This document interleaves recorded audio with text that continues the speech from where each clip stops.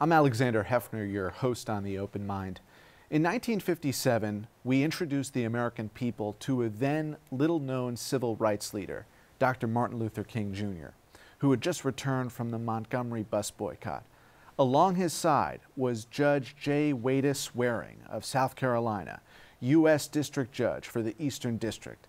On the bench, Waring was a forceful defender of equality.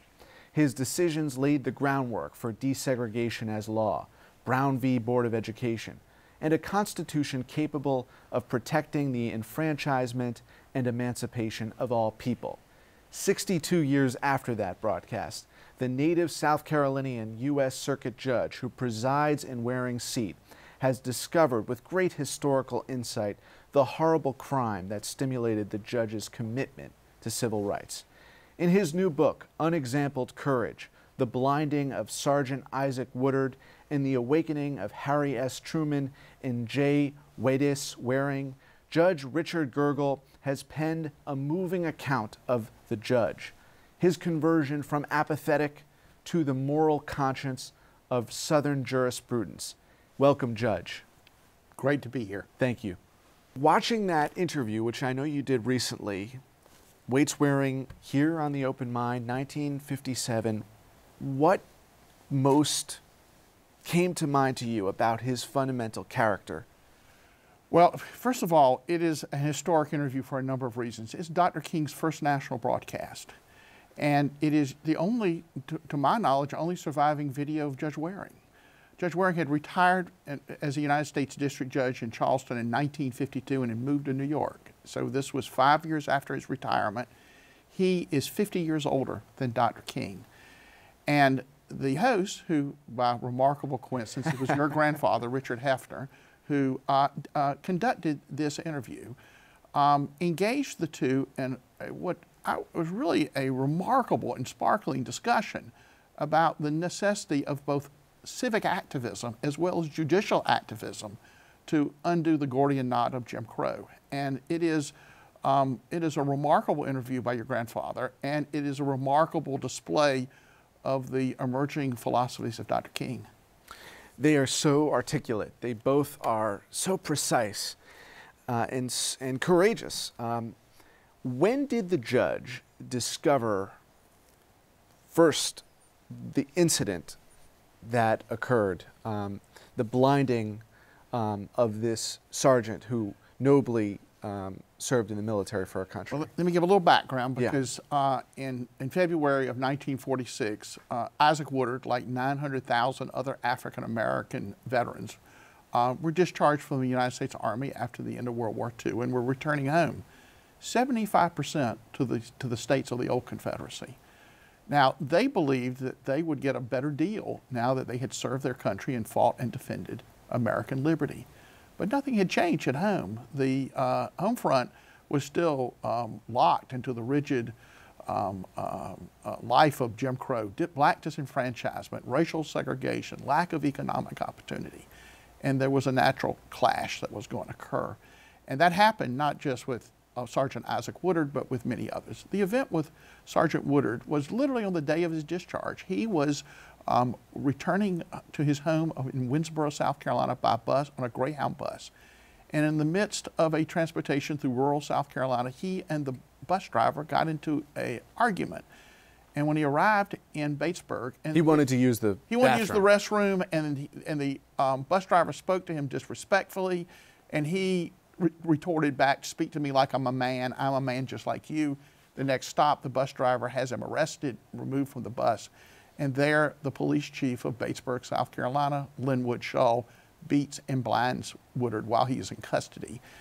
That story comes to the attention of President Truman, who had a really soft spot for men in uniform. He had been, of course, a World War I commander himself. He was a captain of a battery. And he was, of course, then the commander-in-chief. And when he heard that a decorated uniform veteran, battlefield decorated, had been beaten on his day of discharge in rural South Carolina, basically because of the color of his skin, he was outraged. And it sparked several actions by Truman. Literally the next day, he wrote a letter to the Attorney General reporting the story of the blinding of Isaac Woodard. And indicated to the Attorney General it was time for federal action. And within 3 business days, Linwood Shaw was charged in the federal district court in South Carolina with the deprivation of the civil rights of Isaac Woodard. That case then gets tried before Judge Waring. An all-white jury acquits the police officer, obviously culpable police officer, in 28 minutes. Judge Waring is conscience-stricken by it. He realizes the failure of the system. He and his wife, who happened to be there for the trial, both had to basically stare into the abyss of Southern racism. And that look forever transformed both of them. And from then on, he was never the same. And he came home to Charleston, and there was nobody in the white community he could talk about. You could not talk about racial equality or questioning Jim Crow. That just there wasn't space in the white South at the time. So he and his wife undertook a private study on race and justice, reading major books of that era together. And out of that, he went through clearly a major transformation. Other federal judges in the South in later years would do the same. But Waties Waring was the first. He traveled that journey alone, and he paid a high price personally for that. So the Unexampled Courage is the story of all the folks who were part of that remarkable movement. Many of them the litigants in front of him, as well as Thurgood Marshall, Isaac Woodard. It's quite a story. Now, was that injustice, despite the acquittal, was there ever a reckoning for those individuals responsible? Never. They never. Linwood Shaw, having been acquitted, it was like erased from history. He went on to serve in various elected positions in his home county, and no one in Batesburg seemed to remember ever that this had happened. So neither civil nor criminal nor political repercussions? No, there was a civil suit against the bus company. And in that era, it was very hard to sue a public officer.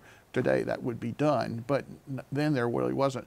So there was never an accounting. Greyhound bus is still in the news in the immigration situation that we're encountering. Well, this was a difficult situation. You know, one of the defenses in the civil suit against the bus company was, you know, we didn't beat him. We had no idea this guy was going to do that. Right, and they have no idea that the ICE officials are going to. It's a ripe conversation to have now, which is why we're really pleased to host you, Judge. Well, I'm delighted to be here. I will say that, you know, it's very interesting how my book seems to resonate to many people in many different ways. I kind of leave it to them to tell the lessons of history. We need to study history to know. If we don't know our past, we can never avoid the mistakes. Was there any back channel exchange between the president and the judge that you're aware of? President Trump, yes, there was. After Judge Waring had issued a major voting rights decision, the case of Elmore versus Rice, it was the case that required the South Carolina Democratic Party to open its primary to African American voters. It was a huge voting rights victory. As a result of that, and Judge Waring's threat to incarcerate anyone who obstructed his order. There was a famous hearing where he told the executive committeemen who were clearly trying to defy him that a federal judge faced with contempt can impose a fine or incarceration. And he wanted those present to know there would be no fines. Well, after that, Judge Waring was the most reviled man in the white South because he was daring to stand up to the segregationists. And he needed security protection. He required 24-hour U.S. Marshal Service. He had many threats on his life. He had a cross burned in his yard. He had bricks thrown through his living room window while he and his wife were present.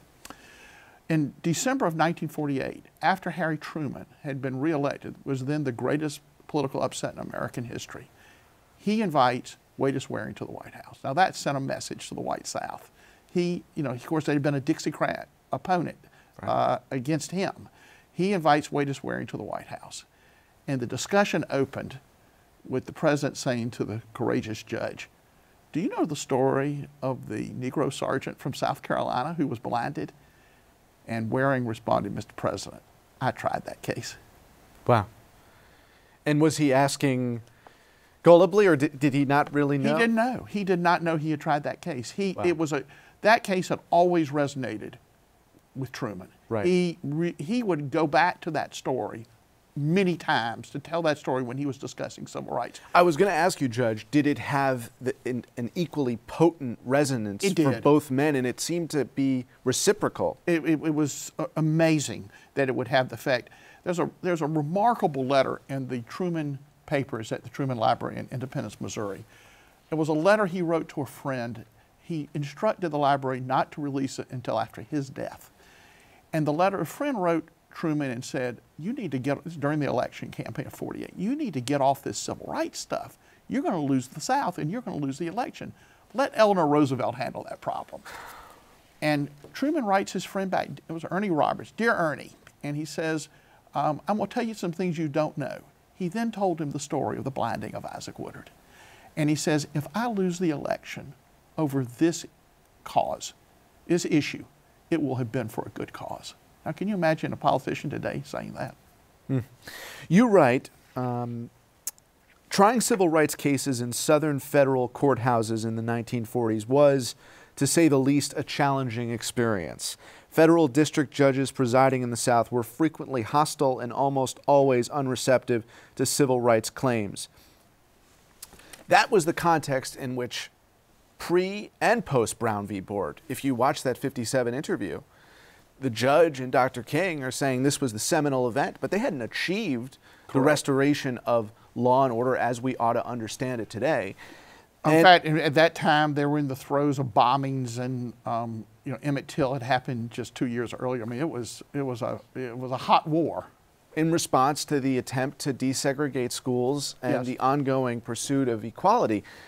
But what impact tangibly did the judge have in opening the eyes of any of his peers on the court, or at least opening the system so that folks were not stymied because they were petitioning, they were challenging the status quo? What did he do, and was any of it irreversible? Was any of it indelible? Well, first of all, he wrote the great dissent in Briggs versus Elliott, which was the first federal court order challenging Plessy. Right. On its face, said it was all wrong, that it was legally, morally, and historically wrong, and he suggested in its place a rule that all government mandated segregation was per se unconstitutional.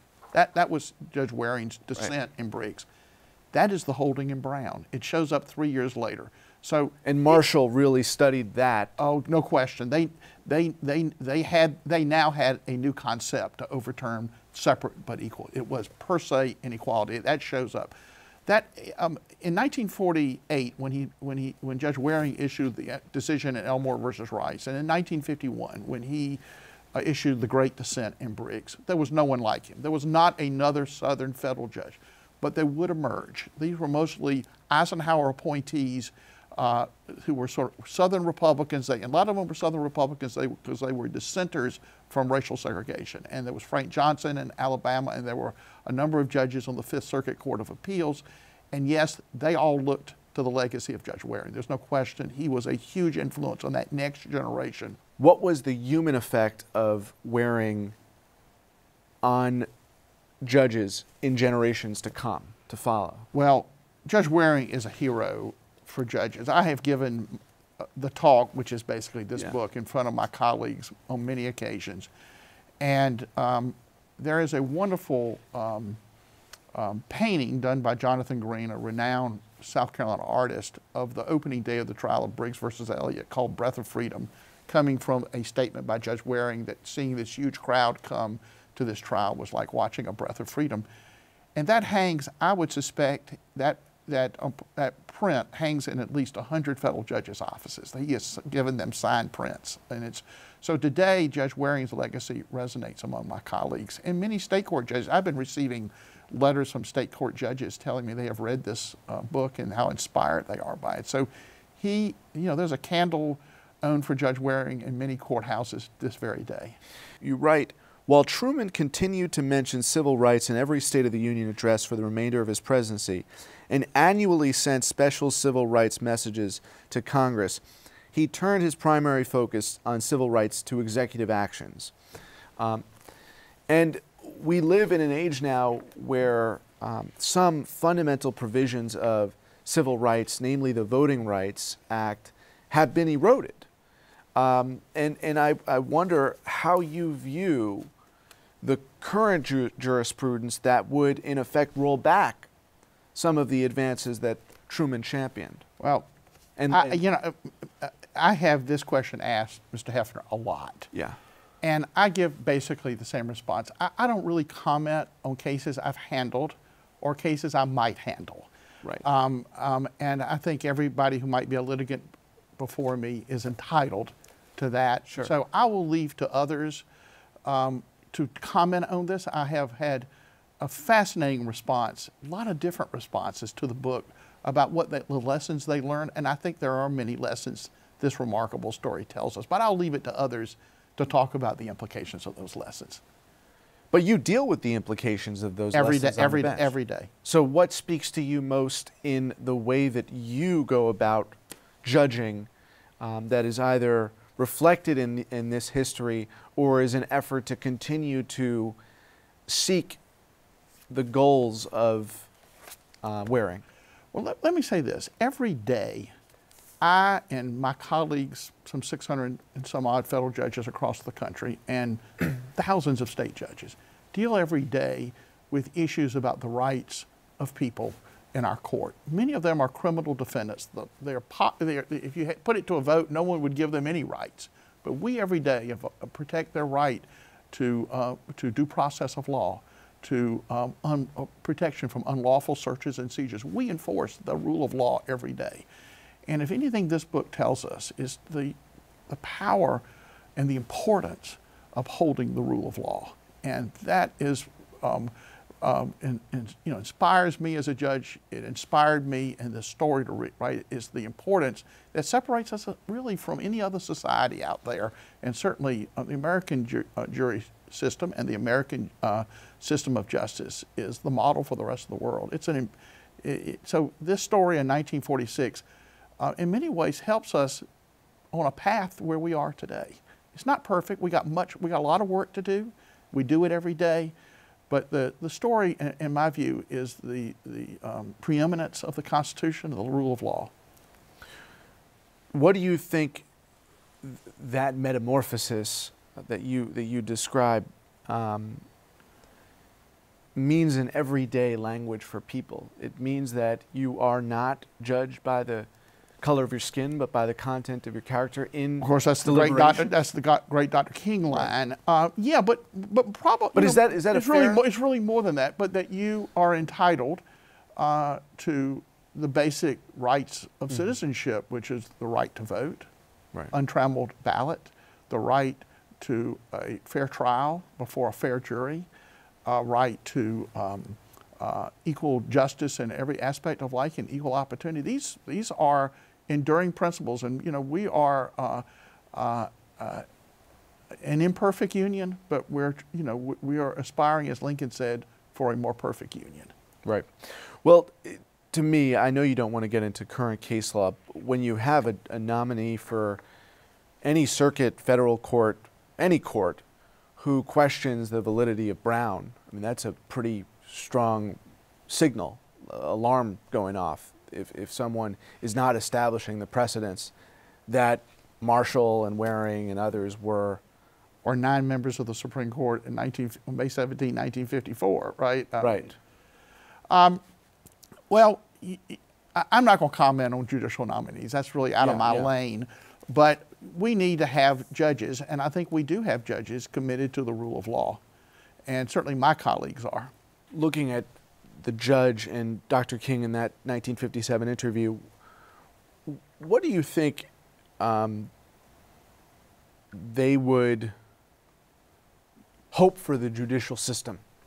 Having seen a lot of progress and having seen some of their aspirations realized, would they be confident that the judicial system, along with the kind of civil disobedience that King and others undertook, is that still the formula for perfecting the Union? Yeah, to me, the most fascinating part of that interview was your grandfather's questions to Dr. King about, do you think, now that you're in the courts, fighting in the courts, is it really consistent with that to go into the streets? Right. And Dr. King says they enhance each other. And Judge Waring butts in at one point and says, he calls him Luther King. He says, Luther King is absolutely right. You know, and so you can't, you got to have them all. And it's hard to know what Dr. King would think today. It's hard to project, but he would be in the streets. There's just no question. He saw activism as a critical element in advancing the cause of justice. I think one of the most stunning things is that the judge is emphatically there with him. I mean, he does not question the strategy. No, he says, you know, you can't, it's one thing to announce the rights, he says, but unless people are willing to assert their rights, then nothing happens, because the courts can't go out and insert the rights for them. That people must stand up. There's a wonderful moment in the trial of Briggs versus Elliott. Now, that's the first frontal attack on racial segregation in American history. And the history had been, prior to that time, civil rights trials in the South were very poorly attended because African Americans were fearful of appearing, and the local white power structure would view them as questioning the racial status quo, or God forbid, were members of the NAACP. So these courtrooms were generally empty for these trials. Well, the opening day of that trial, as the sun rose in Charleston, African Americans lined Broad Street as far as the eye could see. And Thurgood Marshall, walking into the courthouse and seeing this massive crowd, turned to his assistant, Bob Carter, and said, "We just won." And he says, "Thurgood, what are you talking about?" He says, "They're not scared anymore." So it was that sense of activism, that willingness to stand up and not acquiesce. Jim Crow required acquiescence. When you had to go to the back of the bus, if you didn't, you just refused. "I will not go to the back of the bus." Or as Rosa Parks, "I will not give up my seat." Then the whole system starts collapsing. You need the victim of Jim Crow to acquiesce. And popular sentiment, the public, evolved over time. When you have such a trauma like what happened to the sergeant, you know, that can accelerate the empathy and the factor of, you know, human to human understanding the tragedy and the dehumanization. You're absolutely right. You know, today the name of Isaac Woodards has been largely forgotten. He's been kind of lost to history. Hopefully this book will play some part in placing him, and I think the pantheon of really important civil rights moments. Right. But he, at that time, in 1947, 46 and 47, he was on a national speaking tour describing what happened to him. He was one of the most important black men in America in the black community. He was a hero. He had stood up and survived. And the circumstances under which he had been blinded, in which he stood up and said, "Speak to me like I'm a man. I'm a man just like you." That resonated in a way that was really, really powerful at the time.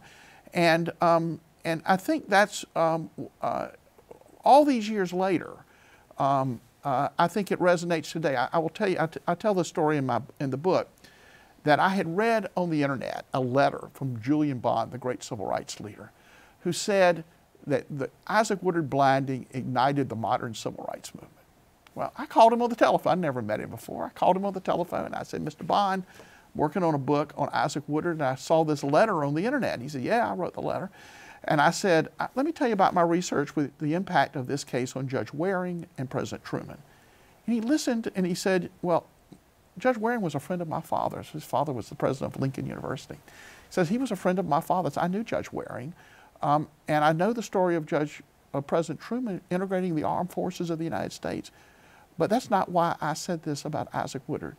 And he began to describe to me the story of what he remembered as a child, of the blinding of Isaac Woodard, and specifically a photograph he had seen as a child of the blinded sergeant. It's in the book.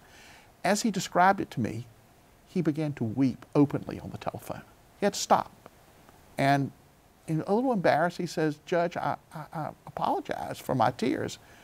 But the truth was, he said, 70 years later, I still weep for that blinded sergeant. It was a powerful story that inspired really a generation of returning African-American veterans and others to stand up for their rights. So it was an important moment in American history. Let me do a last attempt here. Maybe you can give me a little sense of your judicial philosophy, which is open book. Yes. Or maybe you won't reveal it. But there was a time, and there still is a time, perhaps today, when that full emancipation would be viewed as activism. When you hear stories like that, and what Bond conveys is that realizing our humanity is not about judicial activism. It's about the realization of the Constitution and its aspirations. A living Constitution. And the declaration yes. of life, the pursuit of life, liberty, and happiness for each and every citizen.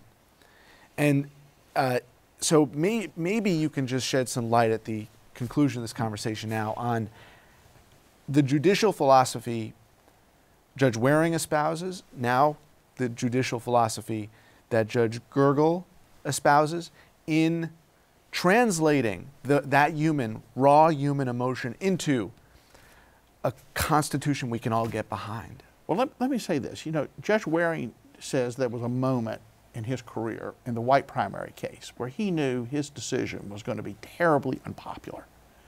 And he said, I had to make a decision whether I was going to be a defender of white supremacy or I was going to be a federal judge and decide the law. He picked the latter. And I will tell you that the strong culture of my colleagues today is we pick the latter. We stand up for the rule of law. Thank you, Judge. Pleasure to be here. And thanks to you in the audience. I hope you join us again next time for a thoughtful excursion into the world of ideas. Do check out that 1957 interview. Until then, keep an open mind. Please visit the Open Mind website at 13.org/openmind to view this program online or to access over 1,500 other interviews.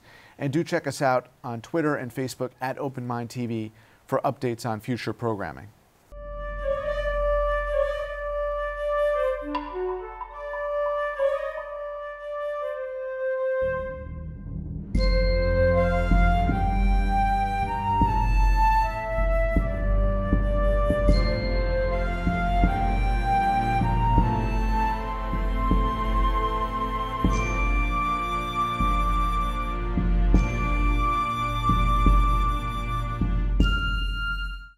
Continuing production of The Open Mind has been made possible by grants from Ann Olnick, Joan Gans Cooney, Lawrence B. Benenson, the Engelson Family Foundation, Alfred P. Sloan Foundation, the John S. and James L. Knight Foundation, William and Flora Hewlett Foundation, Joanne and Kenneth Wellner Foundation, and from the corporate community, Mutual of America.